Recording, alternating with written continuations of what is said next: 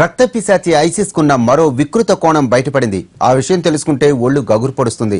ఇన్నాళ్లు ఆయిల్ అమ్మకాలతో డబ్బుకు సమకూర్చుకున్న ఉగ్రవాద సంస్థ ఇప్పుడు సంపాదన కోసం భయంకరమైన మార్గాన్ని ఎంచుకుంది. తన కమాండర్లని వ్యాపార వస్తువులుగా మార్చేసింది. ఏమిటా వ్యాపారం? కమాండర్స్ శరీరాలతో ఏం చేస్తోంది?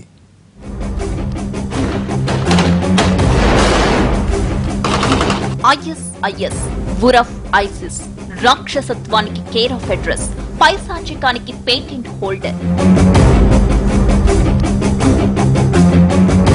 సిరియా, ఇరాక్లలో తన అధీనంలోని ప్రాంతాల్లో జనాన్ని అత్యంత క్రూరంగా హింసించడం, పట్టుకున్న బందీలను పబ్లిక్ గా తల నరికి ఆ వీడియోలను నెట్ లో పోస్ట్ చేయడం ఈ ఉగ్రవాద సంస్థకు సర్వసాధారణ విషయం.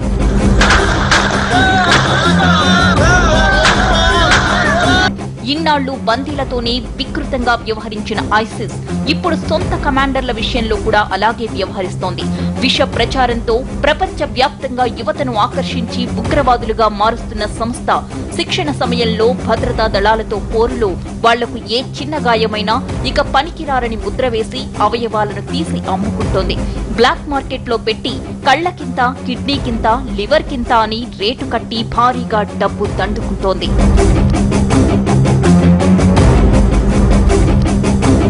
కేవలం డబ్బు సంపాదన కోసమే కొంతమంది మీద పనికిరారని ముద్ర వేస్తున్నట్లు తెలిపింది అరబ్ పత్రిక అల్ సబా.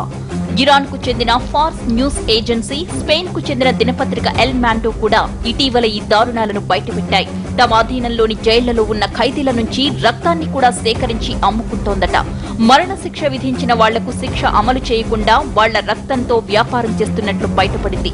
చివరిగా చంపేసినప్పుడు అవయవాలు తీసి అమ్ముకుంటోంది.